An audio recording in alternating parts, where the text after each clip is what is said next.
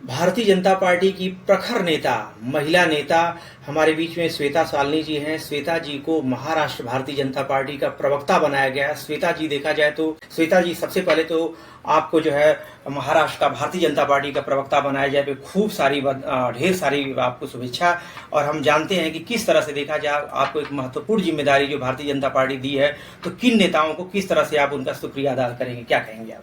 देखिए, सबसे पहले मैं बहुत बहुत धन्यवाद देती हूँ आपको, आपके दर्शकों को और आप जैसे तमाम लोगों को जो मेरे साथ खड़े हैं, जो मेरे पीछे खड़े हैं और जो निरंतर मुझे प्रेरित करते रहते हैं कि मुझे जन सहभाग से इन्हीं लोगों का नेता बनना है।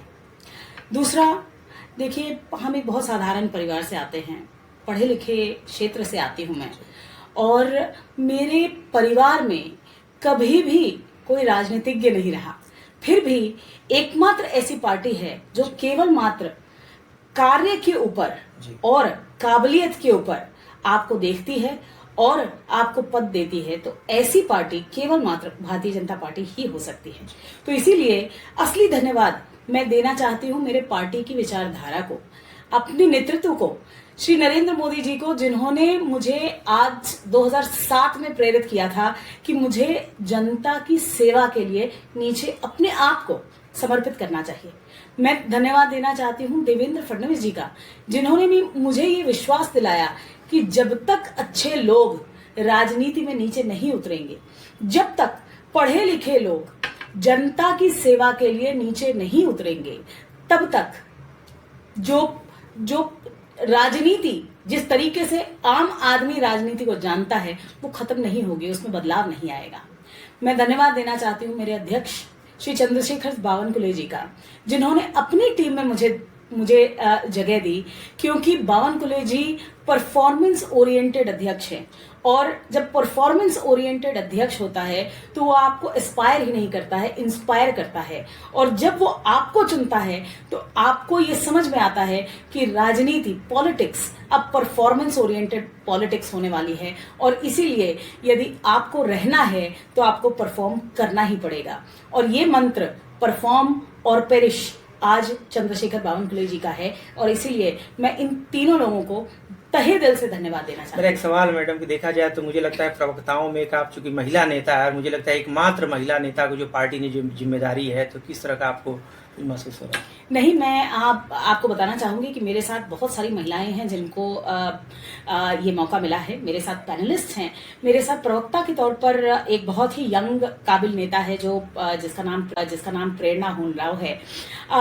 मैं आपको याद दिलाना चाहूंगी कि एकमात्र भारतीय जनता पार्टी ऐसी है जो आपको किसी धर्म, किसी जाति, किसी क्षेत्र के आधार पर नहीं देखती है, वो आपके काबिलियत के आधार पर आपको देखती है, इसीलिए आपको मौका देती है।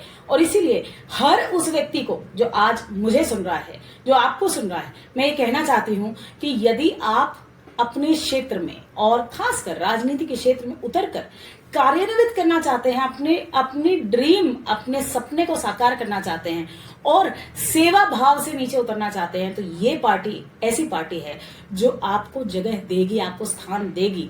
केवल मात्र जरूरत है कि आपको ये विश्वास होना चाहिए कि मैं अपना जगह अपने कार्य से बना सकती हूँ। 2000 आप देखिए कि मुंबई महानगर पालिका का चुनाव है, देखा जाए तो आप सभी के लिए अग्नि परीक्षा है, तो किस तरह से मुकाबला होगा, क्या होगा? विरोधी पक्ष लगातार हमले बोल रहा है। देखिए, मुझे तो ऐसा लगता है कि विरोधी पक्ष सो रहा है।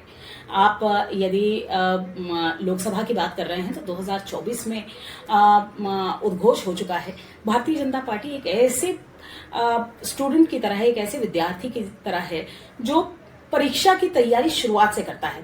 तो हमारे लोकसभा के दौरे हो रहे हैं, बूथ लेवल पर कार्य हो रहा है, पदाधिकारी बैठकें हो रही हैं और आपने नड्डा जी को सुना होगा तो उन्होंने कहा है कि हमारा लक्ष्य था कि हम 72,000 बूथों तक पहुंचे, हम 1,30,000 बूथों तक पहुंच चुके हैं।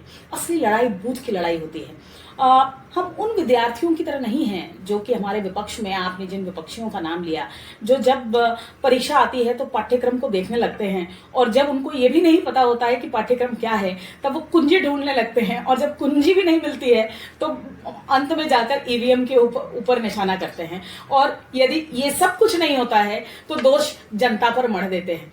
तो इसीलिए क्योंकि हम उस पार्टी के कार्यकर्ता हैं, इसीलिए आज से हमें ये विश्वास है कि मोदी मंत्र है, जो विकास और प्रयास पर आधारित है, उसी मंत्र पे आगे चलकर हमको सफलता मिलेगी। और क्योंकि ये डबल इंजन की सरकार है जहां पर एक चाय वाला और ऑटो वाला मिलकर आप देख रहे हैं कि हर प्रकार का बदलाव ला रहा है और जो पिछले 2.5 साल में काम नहीं हो पाया उसको और गति और शक्ति देकर आगे होने की तरफ आगे हम निरंतर बढ़ रहे हैं। मुझे लगता है बहुत जल्द आप देखेंगे कि लोकसभा ही नहीं, विधानसभा और ट्रिपल इंजन में बीएमसी में भी हमारी सरकार बैठेगी।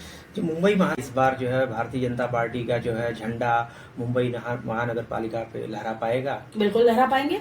और आपको बताते हुए मुझे ये बहुत ज्यादा गर्वान्वित हो रही हूं मैं कि जिस प्रकार का बूथ लेवल का कार्य आज मुंबई में हो रहा है, जिस प्रकार का बदलाव मुंबई कर इतने दिनों से चाहता था। देखिए, मूलभूत यातायात के जो बहुत जरूरत है मुंबई कर को, जैसे हर बार आप देखें, आप मीडिया में हैं, हर बार आप गड्ढों में सड़क में गड्ढों की बात करते हैं। तो अभी जब माननीय प्रधानमंत्री आए थे तो उन्होंने 400 किलोमीटर का रोड कॉन्क्रीटाइजेशन का प्रोजेक्ट लॉन्च किया है। हम मेट्रो यातायात के बारे में तब से सुन ही रहे थे और आज मेट्रो लॉन्च हो चुकी है। लगभग 40,000 करोड़ के प्रोजेक्ट मुंबईकर को मिला है और इसीलिए मुझे ऐसा लगता है कि आज मुंबईकर और खासकर मुंबई, जो स्पिरिट ऑफ मुंबई हम कहते हैं, वो स्पिरिट ऑफ मुंबई क्या है? स्पिरिट ऑफ मुंबई लड़ने का है, जीतने का है। और मुंबईकर एक वो ऐसा व्यक्ति है जो उसको लड़ने और जीतने में उसके साथ खड़ा रहेगा, मुंबईकर भी उसके साथ खड़ा रहेगा। और इसीलिए ये विकास की यात्रा जो प्रधानमंत्री जी ने शुरू की है और देवेंद्र फडणवीस जी और एकनाथ शिंदे जी के नेतृत्व में आगे बढ़ रही है, वो मुझे ऐसा लगता है कि आज हर अवार्ड में वोट में कन्वर्ट होगी और बहुत जल्द हमारी सत्ता वहां बैठेगी। क्योंकि आप उत्तर प्रदेश से आती हैं, उत्तर प्रदेश में जो सरकार काम कर रही है, योगी जी का काम कर रही है, योगी जी के बहुत बड़े फैन मुंबई में है, तो कुछ देखिए, ऐसा है, मैं आपको बताती हूँ। वैसे तो मैं पूरी तरह महाराष्ट्रियन हूँ, बहुत सालों से मेरी कर्मभूमि महाराष्ट्र रही है, लेकिन मोदी है तो मुमकिन है और योगी है तो यकीन है। वैसे ही देवेंद्र फडणवीस है तो डेवलपमेंट है।